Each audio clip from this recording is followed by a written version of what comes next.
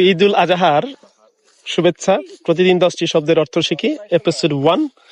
তো আজকে আমরা 1 নম্বর ওয়ার্ডটা দেখব। 1 নম্বর ওয়ার্ডে আমরা দেখতে পাচ্ছি পরীক্ষা দেখেই আমি পুরো কনফিউজড হয়ে গেলাম। দেখবেন পরীক্ষার হলে গেলে পরীক্ষার প্রশ্নপত্র পাওয়ার পরে কিন্তু একটু কনফিউশন লাগে, যদি প্রশ্ন কমন না পড়ে আর কি। তার মানে কনফিউজ শব্দের অর্থ হচ্ছে বিভ্রান্ত। 2 নম্বর ওয়ার্ডটা যদি আমরা দেখি, বন্ধুরা সবসময় ফানি কথা বলে। আচ্ছা, ফানি মানে কি? মজাদার কোনো কথা যদি বলার সময় আমরা হাসাহাসি করি, হাসি ঠাট্টা করি, তখন বিষয়টা মজার হয়ে যায়। আর মজার মানে হচ্ছে ফানি। এরপরে রাত হলে আমাদের এলাকা খুব কোয়াইট হয়ে যায়। কোয়াইট মানে কি? শান্ত হয়ে যাওয়া, নীরব হয়ে যাওয়া। দেখবেন রাতের বেলা যখন মানুষ চলাচল কমে যায় তখন কিন্তু এলাকাটা নীরব হয়ে যায়, আর এই নীরব হওয়া মানে কি? কোয়াইট। ওকে।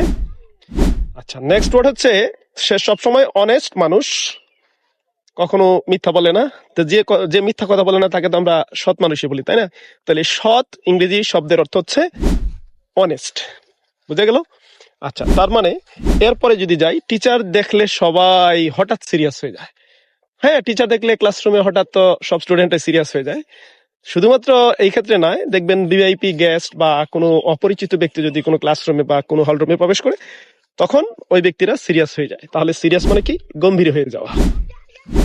নেক্সট হচ্ছে বৃষ্টির দিনে মুড একদম হ্যাপি হয়ে যায়।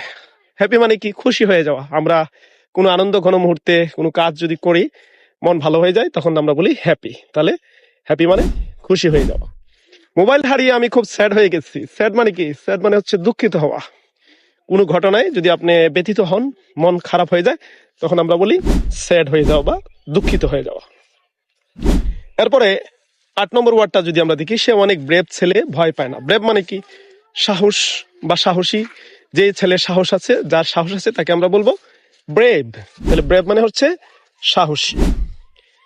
ওই কাজটা খুব ইজি ছিল ভাই। ইজি মানে কি? ইজি মানে হচ্ছে সহজ, যে কাজ করতে ভালো লাগে, খুবই সহজ লাগে, কোনো পরিশ্রম করতে হয় না, সহজে বোঝা যায়, তাকে আমরা বলবো ইজি। ওকে। আচ্ছা, নেক্সট হচ্ছে 10 নম্বর ওয়ার্ডটা যদি, এই গান খুব পপুলার এখন। পপুলার মানে কি? জনপ্রিয়। মুখে মুখে যখন কোনো গান, কোনো ঘটনা থাকে, তখন সেটাকে আমরা বলবো কি? পপুলার। পপুলার মানে কি? জনপ্রিয়। তাহলে আজকে আমরা 10টি শব্দ অর্থ শিখলাম। তো নেক্সট ভিডিওটি দেখার জন্য আমন্ত্রণ রইল। আগামী ভিডিওতে আমরা আরো 10টি ওয়ার্ড নিয়ে আলোচনা করব। ভিডিওটি ভালো লাগলে লাইক করবেন, কমেন্ট করবেন এবং শেয়ার করবেন। সবাইকে ধন্যবাদ। আসসালামু আলাইকুম।